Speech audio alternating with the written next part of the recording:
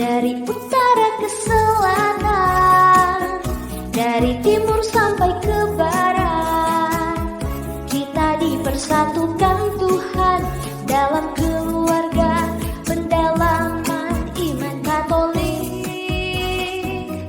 Mari kita memuji Tuhan, menyembah dan memuliakannya, setia menjadi saksinya demi kemuliaannya. Shalom, damai sejahtera bagi semua sahabat pendalaman iman Katolik di mana saja berada. Saya adalah seorang istri dan ibu dengan inisial WS. Saat ini saya berada di Sydney.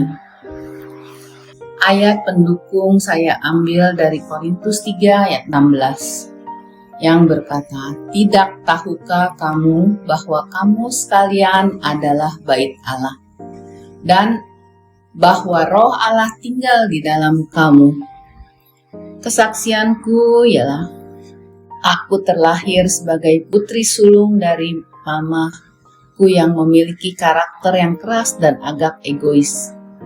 Beliau tidak begitu mengharapkan kehadiranku, dikarenakan pernikahannya dengan papa yang katanya dijodohkan oleh omahku. Sehingga peristiwa yang semestinya memberikan sukacita dengan kelahiran putri pertamanya ditanggapi dengan dingin. Bahkan aku sempat disingkirkan oleh mama. Bersyukur ada tanteku yang bersedia merawat aku. Kehidupan pernikahan orang tuaku jauh dari harmonis. Mereka seringkali bertengkar, sehingga kami anak-anaknya hanya bisa menangis melihatnya. Saat aku berusia 10 tahun, mama meninggalkan papa serta anak-anaknya.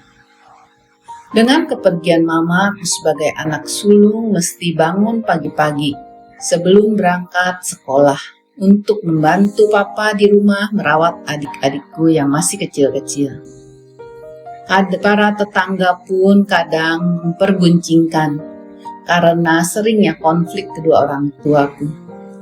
Akibat keadaan tersebut, sikapku terbentuk agak kurang percaya diri.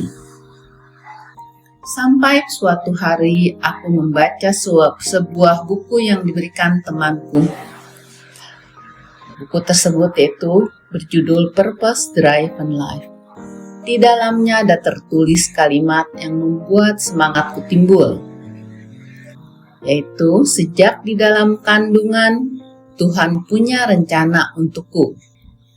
Aku merasa lebih percaya diri walau aku kurang mendapatkan kasih sayang dari orang tuaku, akan tetapi aku merasakan kasih Bapa yang begitu besar selalu ada bagiku. Allah sumber kuatku.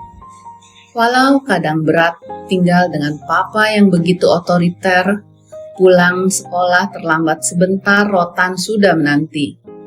Hampir tak ada waktu bermain bagiku. Suatu ketika papa minta izin pada kami untuk menikah lagi. Kami menyetujui karena papa butuh teman dan yang dapat membantunya. Sejak kehadiran penolong papa, aku dan adikku mulai berpisah. Masing-masing ikut keluarga tante dan omku. Setelah berhasil lulus sekolah dasar karena kebaikan Tuhan dan melalui perantara temanku, aku dapat diterima bekerja di sebuah apotik sebagai reseptir yang membantu asisten apoteker mempersiapkan obat yang diresep. Setelah beberapa tahun bekerja, ada seorang pria yang menjemputku. Waktu selesai kerja di apotik, pria tersebut masih sepupu omku. Kaget juga melihat kehadirannya karena aku takut papaku mengetahui. Akan tetapi pria tersebut malah minta bertemu papaku. Walau hubunganku dengan pria tersebut ditentang ibunya, tapi pria ini memberi alasan ia ingin menikah dengan anaknya, yaitu aku, bukan orang tuanya. Aku merasa tersanjung dengan kegigihan pria ini. Aku percaya semua karena belas kasih Tuhan yang diberikan pada keluargaku.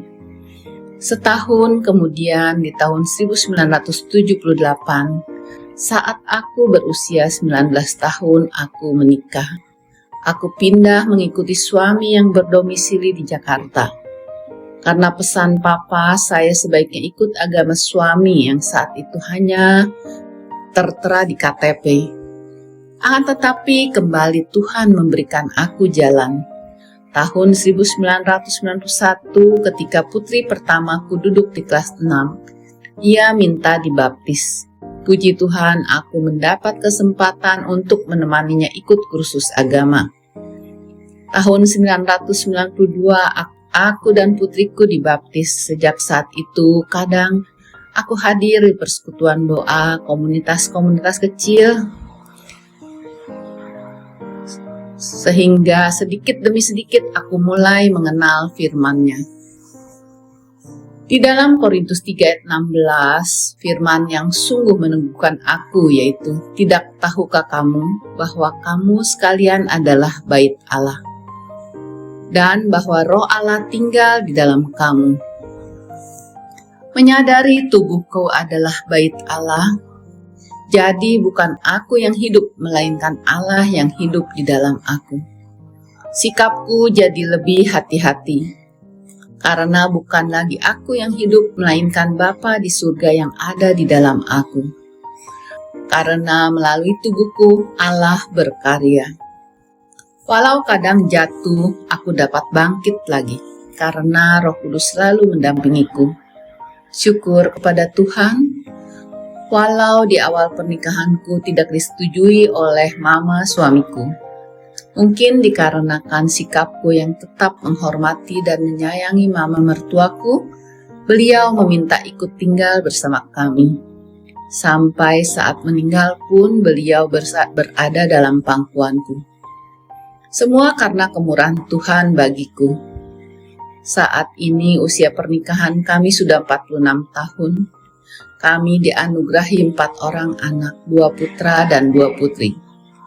Mereka sudah menikah dan aku memiliki 11 orang cucu. Semua anugerah dari Tuhan yang sungguh aku syukuri. Aku terus berusaha mencari dan belajar untuk lebih dekat lagi dengan firman-Nya, agar imanku bertumbuh semakin teguh. Demikianlah kesaksianku, sedikit pesan aku untuk teman-teman. Walau segelap apapun masa lalu kita, jangan menyesalinya. Terus melangkah, pandang Yesus yang tersalib, karena ingin menyelamatkan kita. Karena di balik pergumulan yang kita alami, ada rencana yang indah yang disediakan Tuhan. Tiada yang mustahil bagi Dia, yang memberi kekuatan pada kita, jadi terus melekat dan berharap padanya. Bagian kita tetaplah berbuat baik, sekalipun bagi orang yang membenci atau menganiaya kita. Terlebih orang itu lebih tua dari kita yang patut kita hormati. Tuhan akan memperhitungkan perbuatan baik yang kita lakukan. Semoga kesaksian saya ini dapat menjadi berkat bagi teman-teman yang mendengar, agar kita semua semakin berakar, bertumbuh dan berbuah lebat di dalam iman, harapan, dan kasih. Amin. Tuhan memberkati. Makin berakar